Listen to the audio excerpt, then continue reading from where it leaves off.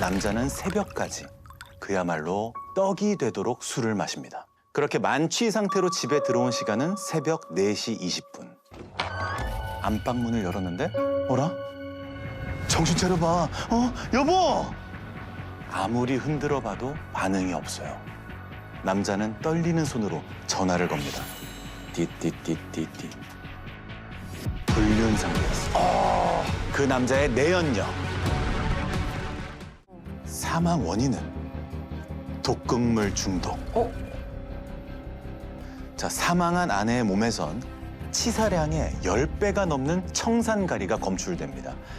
그날 아내에겐 무슨 일이 있었을까요? 한번 들어보시죠.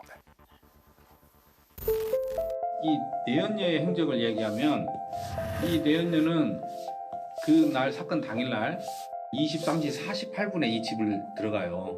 차에서 소주 한 병, 그다음에 그 아몬드 이렇게만 들고 같이 엘리베이터를 타고 2층으로 올라가는 거죠. 그리고 1시간 만에 약 딱 1시간, 정확히 1시간 정도 다음날 00시 50분경에 시 혼자 집에서 나오죠. 남편이 발견하기 이전에 이 집을 다녀간 사람은 오로지 한 사람.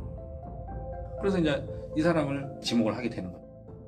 자, 아내가 사망하기 5개월 전으로 거슬러 가보겠습니다. 장소는 한 심부름센터. 따라랑.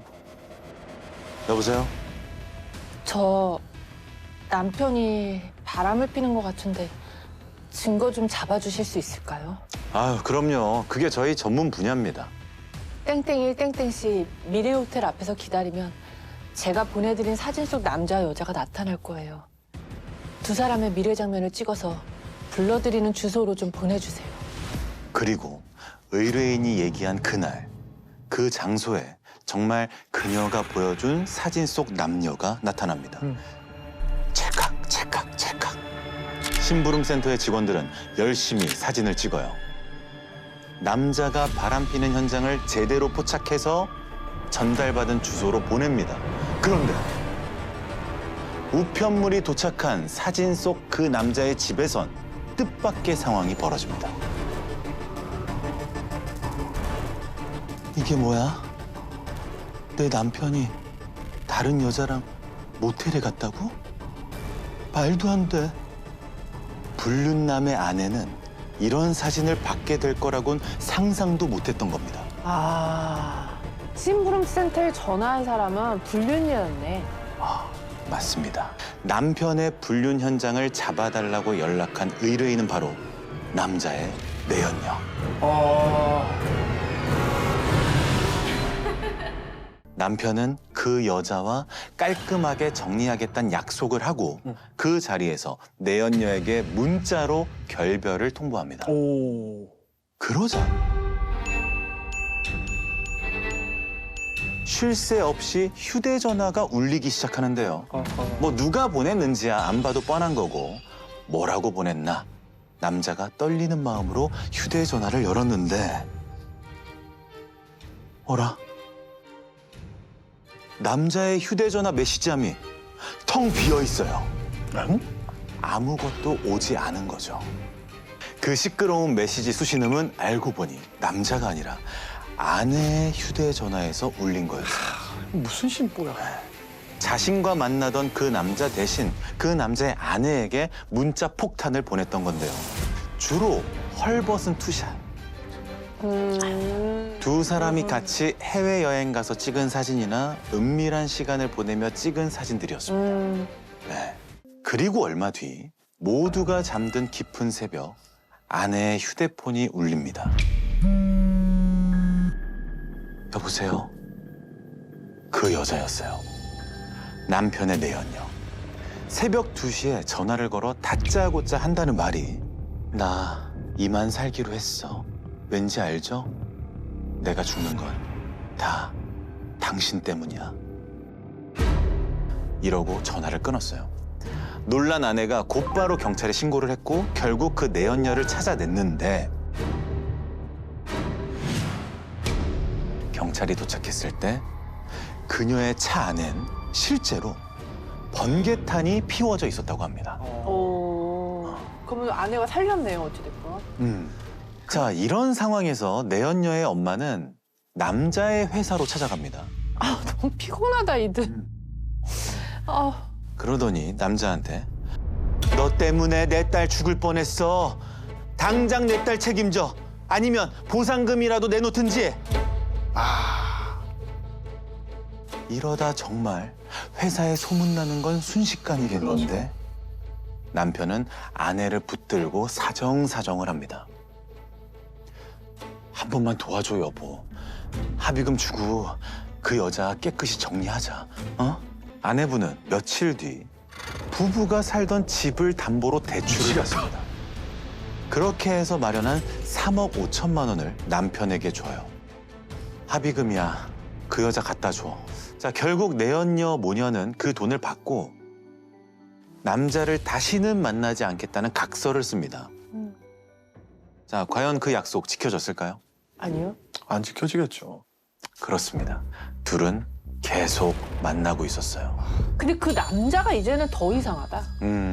그 여자는 뭐 만나고 싶어서 막 계속 집착할 수 있는데 남자는 이제 자기가 3억 5천이나 줬는데 그만해야지 유리 엄마 생각해서라도. 게다가 당시 내연녀는 이 남자가 승진할 날만 기다리고 있었대요. 승진을 하면 자동으로 다른 지역에 발령이 나거든요. 3억 5천만 원으로 남자 직장 근처에 집을 얻어서 아예 살림을 차리고 같이 살 생각에 부풀어 있었던 거예요. 이야, 골 때린다. 너무 나쁜 사람이다. 나쁜 사람이죠. 어. 그러던 어느 날 점을 보고 왔다는 내연녀가 남자에게 묘한 얘기를 꺼냅니다. 오빠 와이프 남자 있대. 그 보살님 진짜 용한 거 알지? 다른 남자한테 정신 팔린 여자랑 계속 살 거야, 오빠? 굉장히 교묘한 사람이어서 거짓말일 가능성이 높겠죠. 그러니까 이 사람은 조종 조작을 굉장히 잘하는, 그러니까 판을 짜고 세팅하는데 굉장히 좀 능한 사람이거든요, 이 내연녀가.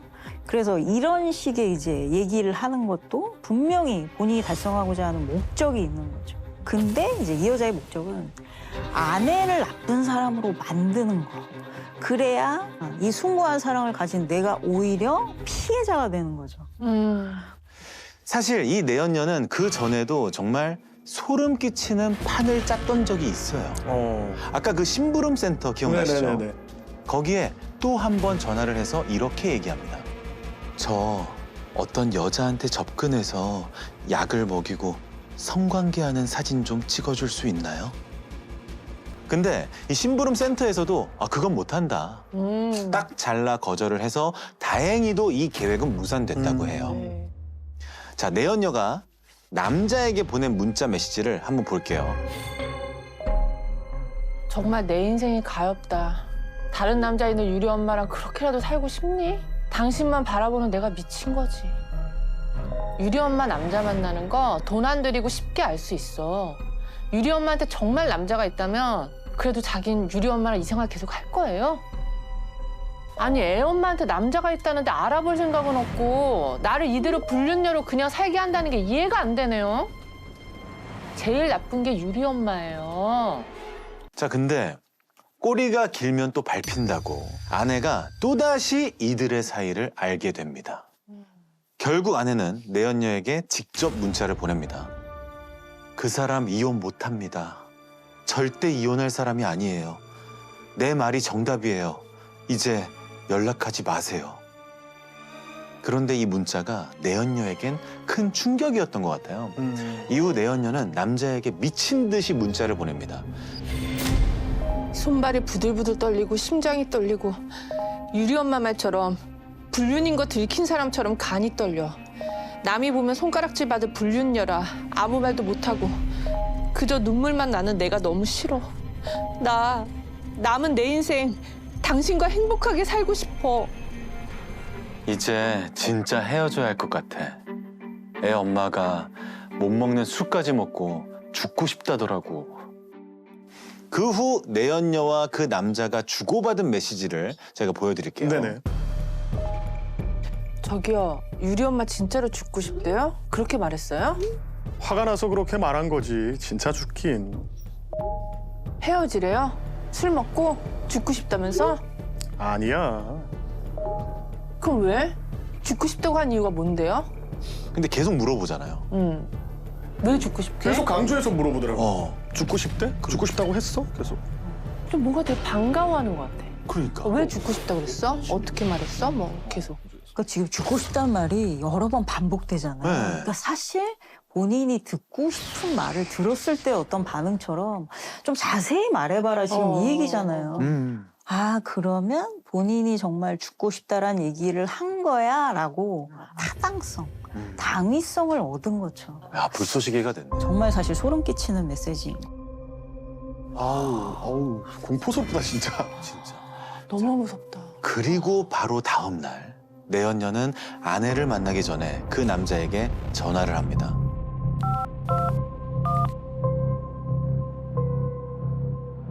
오빠, 오늘 언제 집에 갈 거야?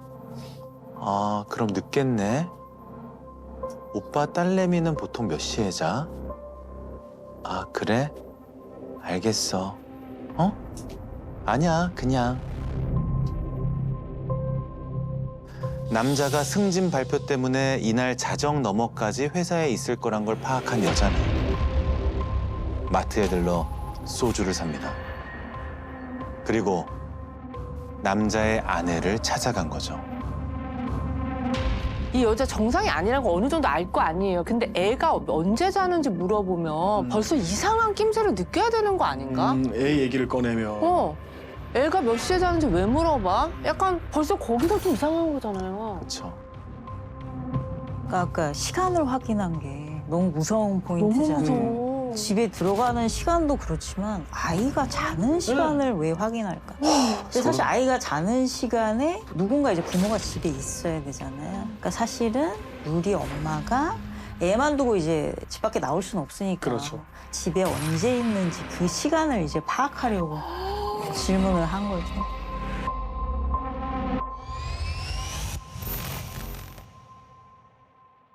그렇게 내연녀와 아내가 밤 11시가 넘어 만나고 새벽 4시가 넘어 남편이 집에 도착했을 때 아내는 숨진 상태였습니다. 경찰이 내연녀 최 씨를 긴급 체포합니다. 왜요? 그 여자랑은 소주 서너 잔 같이 마신 게 단데.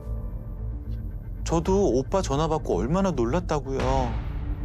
그러면서 묘한 얘기를 덧붙입니다. 제가 오빠 전화 받고 갔을 때까지 그 여자 살아있었어요. 숨 쉬는 것도 봤어요.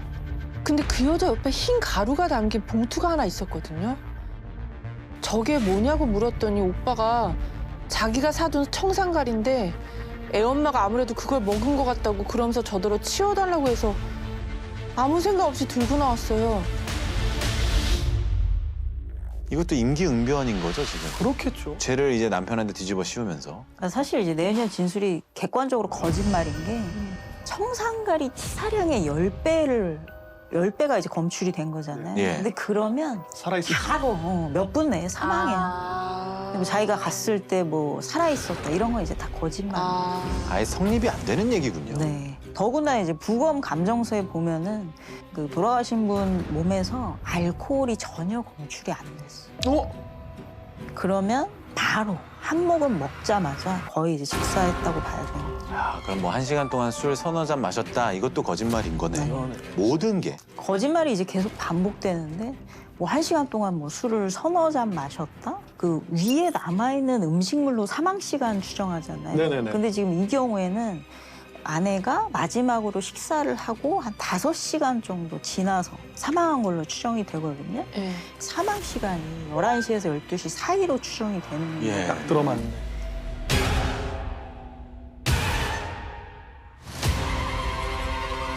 아니 그러면 그 유리 엄마는 그걸 사갖고 들어온 그 여자를 집에 들이고 그 여자가 따라준 술을 또 같이 마신 거야? 그러니까.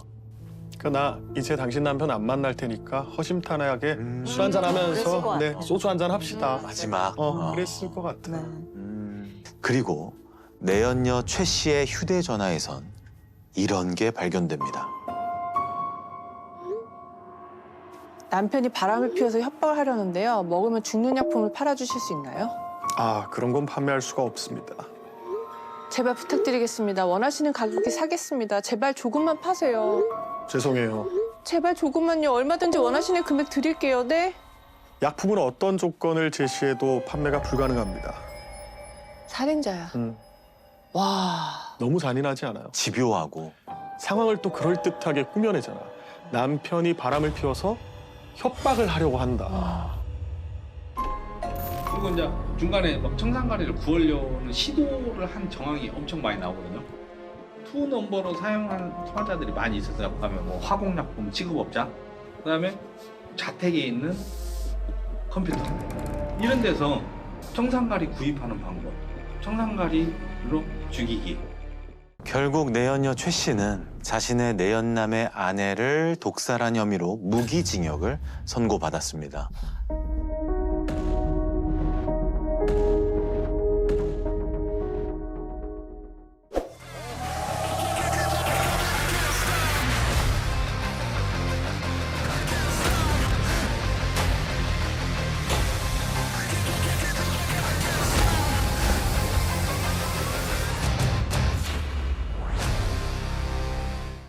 과연 일론 머스크는 어떤 남자친구였는지 예. 한번 보시죠.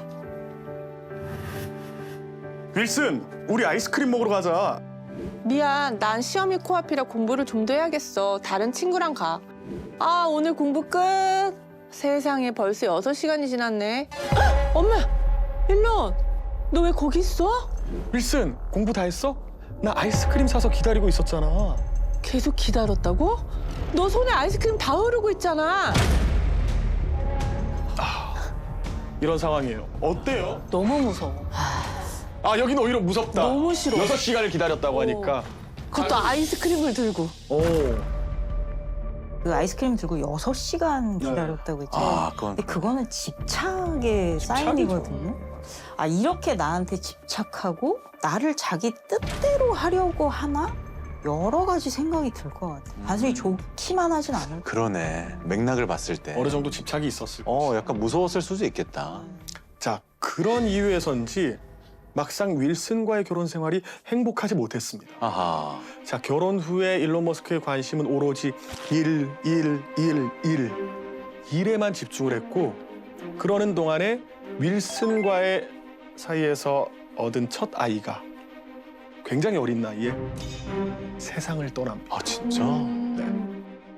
아이를 잃은 부모는 형용하는 단어조차 없다고 그러잖아요. 맞아.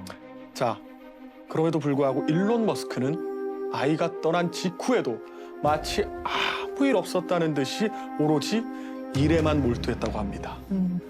자, 아이를 잃고 그 힘든 시간을 홀로 견뎌야 했던 아내의 심정은 어떻겠습니까, 진짜? 그럼. 그런 상황에 일론 머스크가 아내에게 이런 얘기들을 합니다. 윌슨, 머리색 꼭 그렇게 해야겠어? 그 옷 정말 내 취향 아니다. 만약 네가 내 직원이었으면 넌 진작 해고됐어. 이건 망언인데요. 망언이죠. 이거는 안 되는데. 그 아까 보면은 뭐 일정에 간섭하고 옷차림에 간섭하고 이런 식으로 계속 상대방을 통제하려는 행동을 일론 머스크가 계속적으로 보여요. 근데 사실 남을 통제하려는 것에 기저에 깔려있는 건 불안이거든요. 그러니까 다른 사람들이 내 뜻대로 하지 않으면 불안하기 때문에 앞서서 이제 어떻게 하라고 말하는 거예요. 네. 그러니까 선물이건 애정이건 정말 폭탄 투하하듯이 쏟아붓는 걸 러브바밍이라고 하거든요. 나한테만 상대가 관심을 기울이게 만드는 방법 중에 하나일 수 있어요. 근데 이거는 약간 아까 그 청산가리 그 내연녀랑 좀 비슷한 맥락 아닌가요? 계속 문자하고 그렇죠. 내가 주인공이고 그렇죠. 나의 통제 안에 있어야 되고. 항상 내 뜻대로 돼야 돼야 되고 다른 사람들이 내 뜻대로 움직이지 않으면 굉장히 화가 나고 분노하고 이런 특성들. 근데 이런 사람들은 또 막상 그래서 쟁취했다 이러면 또 갑자기 내가 어째 그랬냐는 듯이 돌변할 때가 있어요. 그러니까 사랑을 얻기까지는 계속 어떤 스릴이나 이런 걸 즐기다가 사랑을 쟁취해서 안정적인 상황이 되면 또 그걸 못 견뎌요. 그 안정을 즐기지 못하는 사람들이 있거든요. 그래서 뭔가가 불안하지 않으면 그 불안하지 않은 상황을 못 견뎌요. 그 상황 자체가 불안해요. 그건 무슨 심리예요? 진짜 무슨 심리야 이게? 그게 나쁘게 말하면 만족을 모르는 거고 좋게 표현하면 뭐 안주하지 않는. 그래서 일론 머스크가 뭔가 일을 자꾸 벌리나 봐. 그렇죠. 자, 그래서 결국 일론 머스크는 첫 번째 아내였던 윌슨과 결혼 8년 만에 헤어집니다.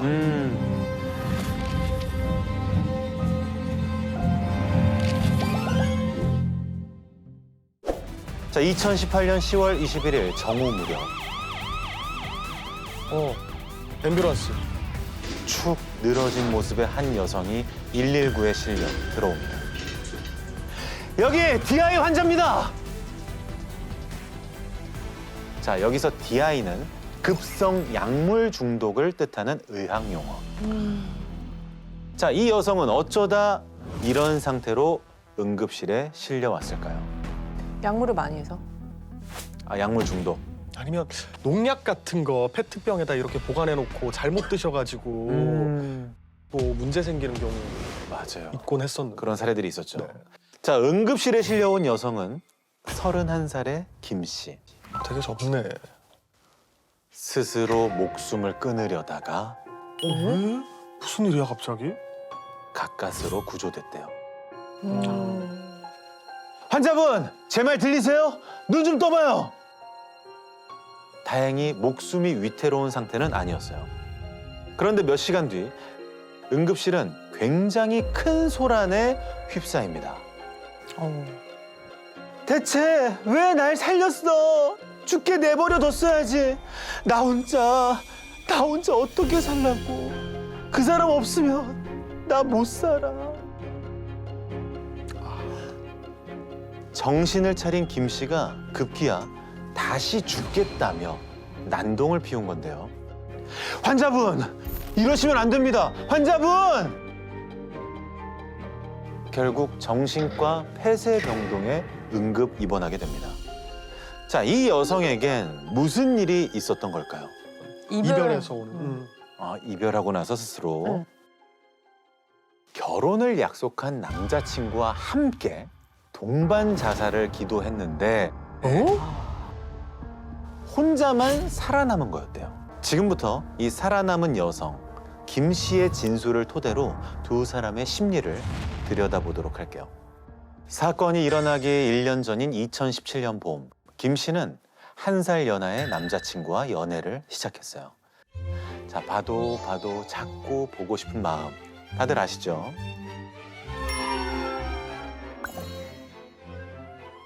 떨어져 있을 땐 틈만 나면 영상통화를 했고요. 서로의 얼굴을 바라보다 잠드는 날이 많았대요. 자기야, 언제까지나 내 옆에 있을 거지? 그럼, 만약에 내가 어딜 가게 되더라도 내 옆에 있어줄 거지? 응? 싫은데. 자기 나 안 따라오면 세상에서 가장 무서운 얼굴을 보게 될 거야. 무서움에 아주 오들오들 떨게 해줄 거야. 아이, 무서워라. 얼른 결혼해서 평생 껌딱지 해야지.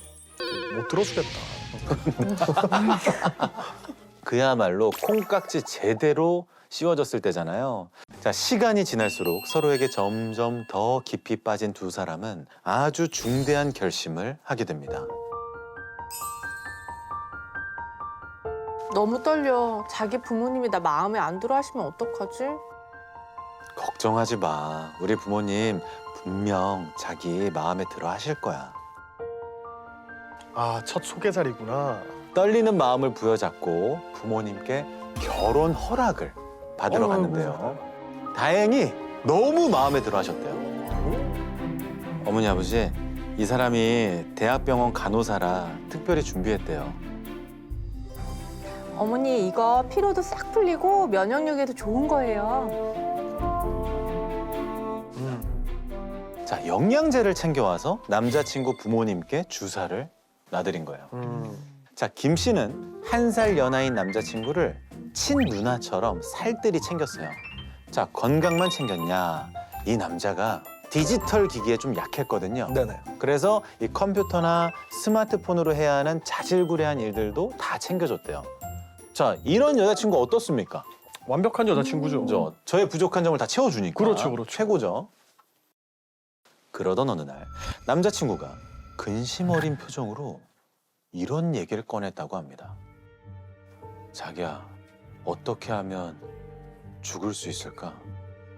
목이라도 매달까? 네? 왜? 무슨 일이야 갑자기? 빚을 졌대요. 그것도 수천만 원. 왜요? 아이고. 투자 한번 잘못했다가 다 날렸다는 거예요. 그래서 죽고 싶단 말을 한 거죠. 근데 너무도 확고한 그의 결심에 여자친구는 이렇게 말합니다. 불안해. 너 없인 단 하루도 살 수 없어. 나도 따라가게 해줘. 그 뒤로 김 씨는 남자친구와 한날 한시에 세상을 떠나기로 약속하고 한 달 동안이나 그 날을 준비해 왔다고 합니다. 아까 김 씨가 대학병원 간호사라고 했잖아요. 네. 그녀가 약물을 준비하기로 했어요.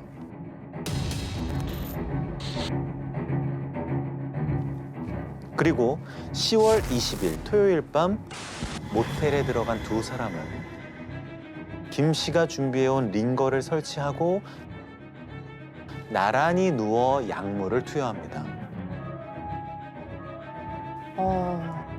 근데 눈을 떠보니 남자친구만 사망했더라는 거죠.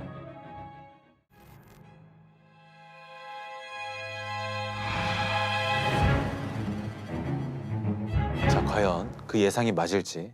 김 씨는 정신병원에 입원한 뒤에도 제대로 먹지도 자지도 못했대요. 혼자 살아남았다는 이 죄책감이 얼마나 컸겠어요.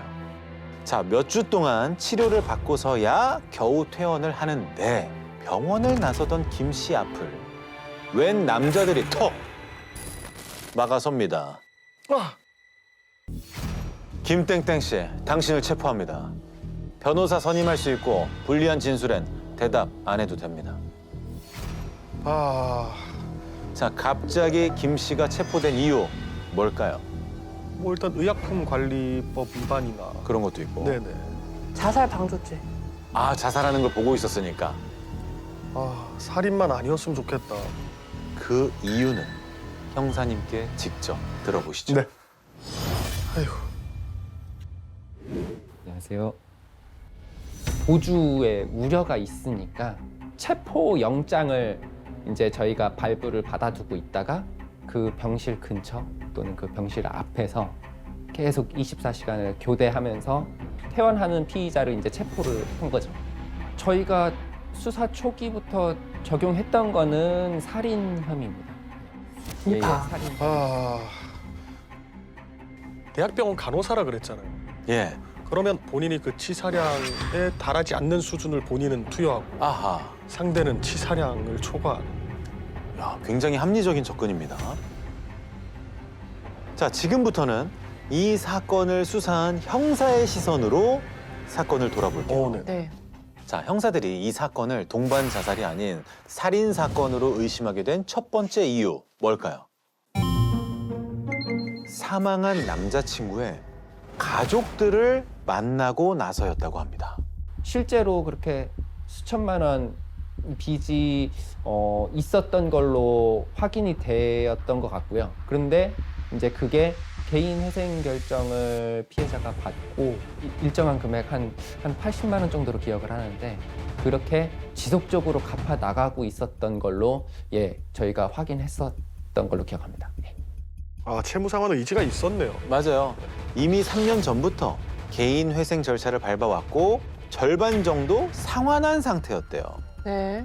자, 갑자기 문제가 될 상황이 아니란 거죠. 게다가 아버지의 회사를 물려받을 준비를 하고 있었거든요.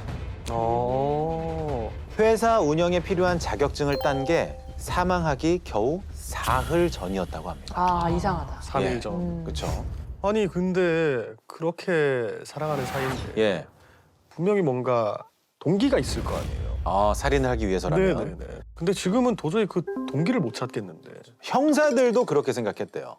그래서 두 사람의 주변 인물들을 조사했거든요. 그러다 뜻밖의 얘기를 듣게 됐다고 합니다. 그 여자친구분이 조금 이 남자친구를 대하는 데 있어서 조금 일상생활 여러 가지 면으로 좀 간섭이 많았던 것 같다. 만약에 예를 들어서 문자라든지 카카오톡이라든지 이제 연락을 주고받을 수 있지 않습니까? 그런 부분들에 있어서 뭐 바로 답변을 안 하면은 뭐 계속적으로 연락이 온다든지 뭐 그런 게 있었던 걸로 기억합니다. 예. 집착을 보이네. 맞아요. 김 씨가 집착이 심했대요. 항상 남자친구의 현재 위치를 확인하고 싶어 했다고 합니다.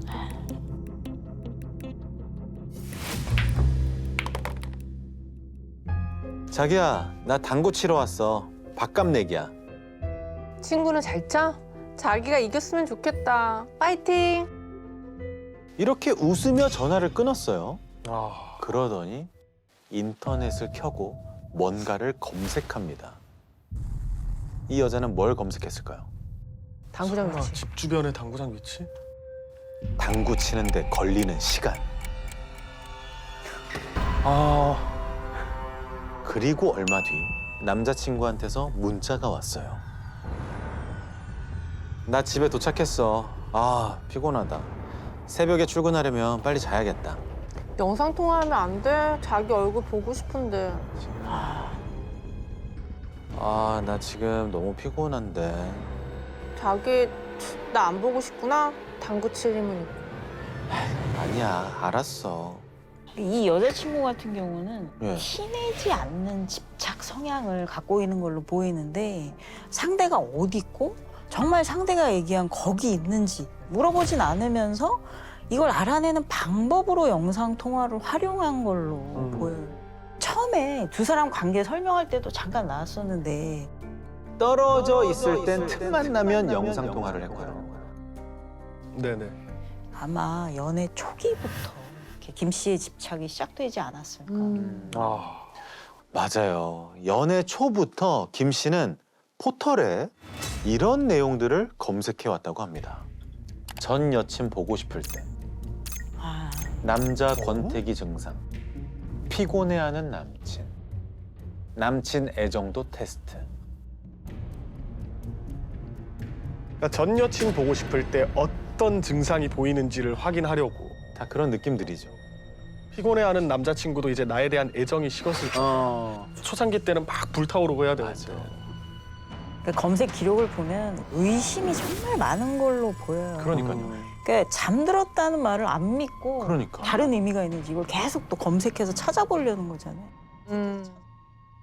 남친이 보이는 행동이 아 이게 실제로는 무슨 다른 뜻이 있는지 이거를 계속 의심하고 집착하고. 근데 사실 저런 사람들은 자기 자신도 거짓말을 하는 경우가 많아요. 그렇구나. 그러니까 자기도 있는 그대로 말과 행동이 일치되지 않는 경우가 많기 때문에 남들도 그럴 거라고 생각하는 거죠.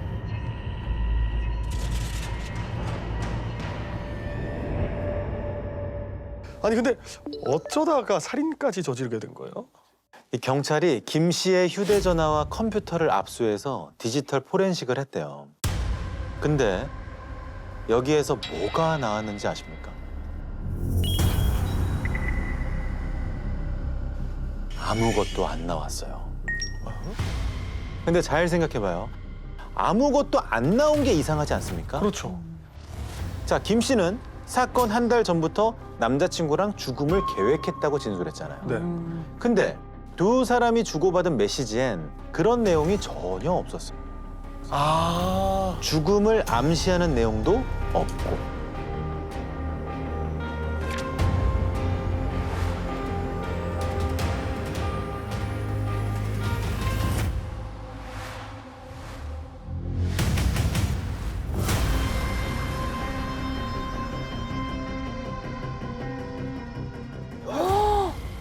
이상하지 않아요? 완전 이상. 네. 그러니까 이제 경찰이 어떻게 된 거냐 추궁했죠. 우리 죽음에 관한 건 만나서 모의했다. 오, 소름이네요. 동반 자살을 계획하는데 전화로 얘기했겠어요? 만나서만 상의했어요. 뭐 나름대로 신빙성 뭐 어느 정도는 있네요. 합리적이다. 네, 꽤 합리적. 저는 이상해. 죽음을 계획하는데 예. 뭐 꼭 만나서만 얘기할 필요는 없는 거잖아요. 맞아. 그리고 이제 곧 죽을 사람들이 얼마나 어둡겠어, 무겁고. 근데 밝고 아무렇지도 않았다는 거는 이상한 거. 그렇죠. 자, 근데 있어야 할 흔적은 전혀 없었던 휴대전화에서 묘한 기록들이 쏟아져 나옵니다. 남자친구와 모텔에 투숙하기 바로 전날 인터넷에 검색한 기록들인데요.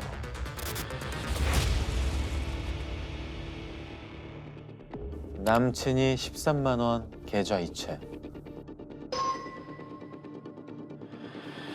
남친의 업소 출입 사실을 알게 돼. 정황을 발견했네요. 어떠한 정황을. 자, 왜 저런 걸 검색했을까? 담당 검사는 이 검색의 의미를 이렇게 해석했다고 합니다.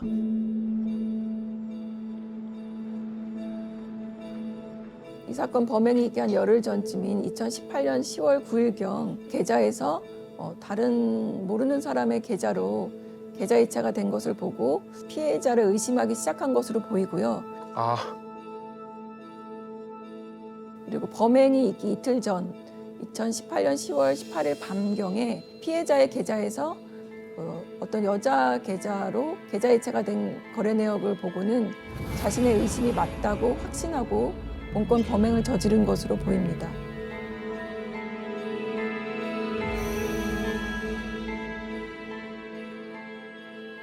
그러니까 뭐 제대로 확인도 안 된 상태에서 그냥 확신을 했네요. 그때 같이 있던 지인한텐 이런 말도 했대요. 감히 날 배신해? 도저히 용서할 수 없어.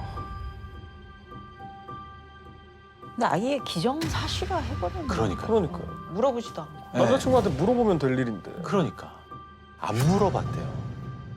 저도 이 점이 좀 의아했는데 교수님 이거 왜 안 물어봤을까요? 그러니까 앞선 일화들을 봤을 때 티나지 않게 집착을 하고 있었잖아요, 김 씨가.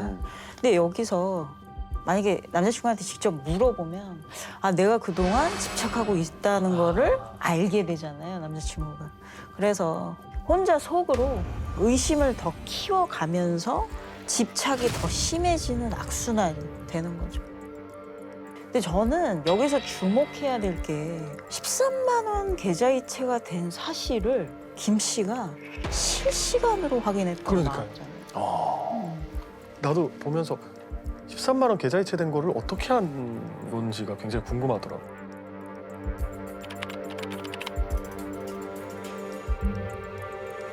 자, 아까 남자친구가 디지털 기기에 좀 약하다고 얘기했었잖아요. 야, 미치겠다 진짜. 그런 부분을 챙겨주면서 주민번호나 계좌 비밀번호, 공인인증서 비밀번호까지 전부 알고 있었다고 합니다. 너무 무섭다. 계좌번호, 비밀번호뿐만 아니라 공인인증서 지금 비번까지 알고 있었다는 거는 금융 거래 내역을 파악한 걸 넘어서서 사생활, 동선 모든 거를 이제 알고 있었다는 의미잖아요. 남자친구가 개인 회생을 하는 중이었는데 신용카드를 쓸 수가 없으니까 계좌 내역으로 그의 사생활을 아마 대부분 파악했을 걸로 보여요. 이후에 김 씨의 집착이 더 심해졌을 거고 그래서 이제까지와는 달리 티가 났을 거예요. 자, 그래서였을까요? 그 무렵 남자친구는 친한 친구들에게 이런 얘기를 했다고 합니다. 야, 나 이번에 헤어지면 선 봐서 착한 여자랑 결혼할란다. 어느 정도 이별을 결심하고 있었군요. 지친 기색이 있죠. 그렇죠.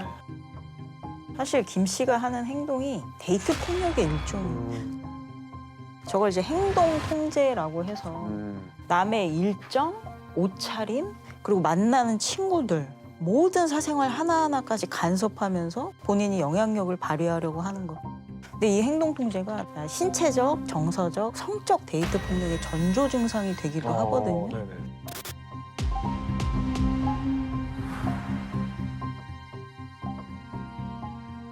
연애 초기에는 상대의 어떤 관심이나 애정의 표현이라고 생각할 수 있는데 점점 이게 지나가면서부터는 상당히 불안해지고 초조해지고 또 무기력감을 느끼게 되기 쉬워요.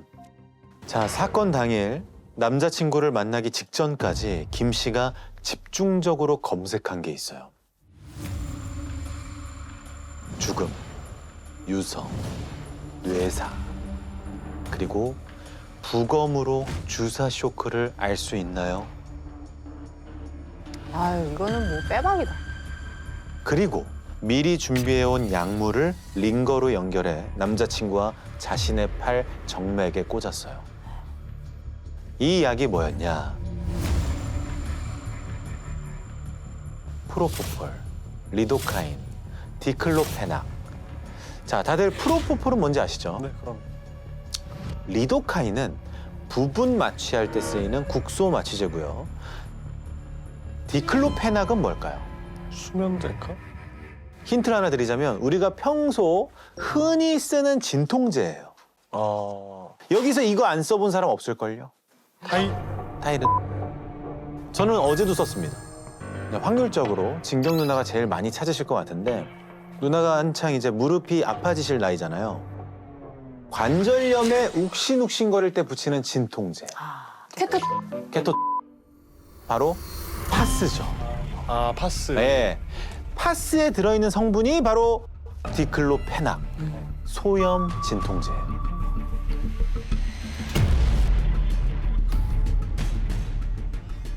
근데 파스가 사람을 죽여요? 의외죠. 네. 소염 진통제가 살인의 도구가 된 사건이 저도 이 사건으로 알게 됐거든요. 네. 근데 알아보니까 이 약물이 심장 독성이 있는 약물이더라고요. 그래요.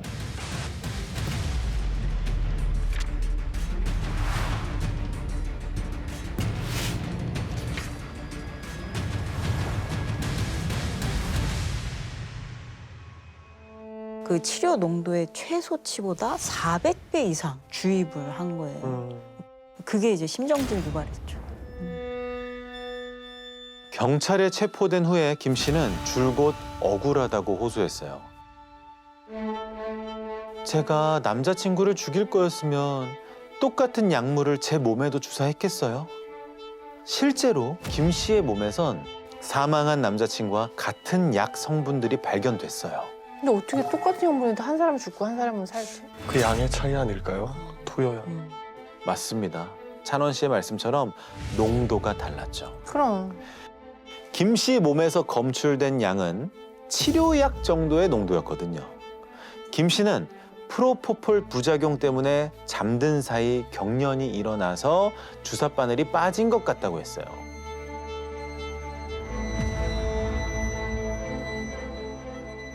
확인해 보니까 김 씨에겐 알러지도 약물 부작용도 없었다고 합니다. 거짓말이죠.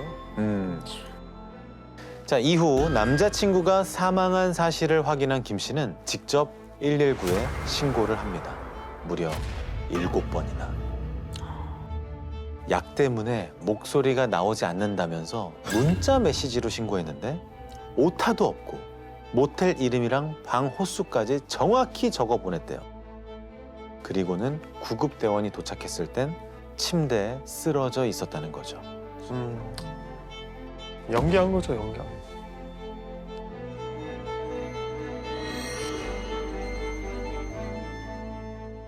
수사 과정에선 또 다른 새로운 사실도 드러났습니다.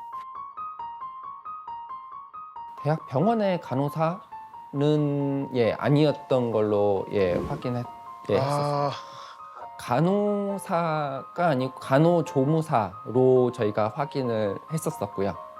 그 피의자가 사실 다른 동거를 하는 남성이 있었고 4, 5년? 5, 6년 정도 계속 했었던 걸로 제가 지금 기억을 하고 있습니다. 그 상황에서 이제 피해자분을 다시 따로 만나면서 또 연애를 하고 했던 그렇게 저희가 확인을 했었습니다. 근데 아까 김 씨의 집착이 걷잡을 수 없게 커진 결정적 계기가 뭐라고 했죠? 그 계좌이체. 13만 원, 계좌이체. 맞아요.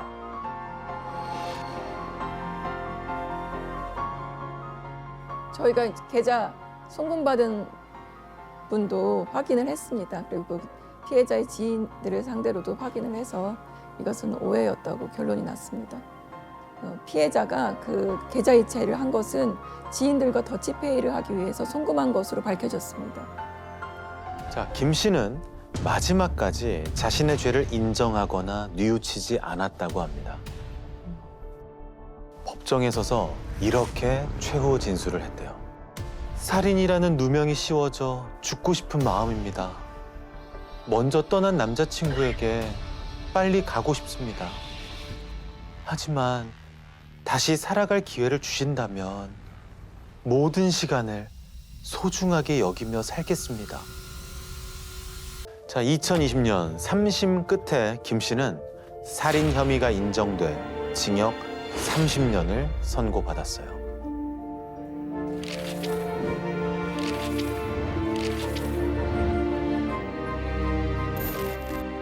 자기야, 언제까지나 내 옆에 있을 거지?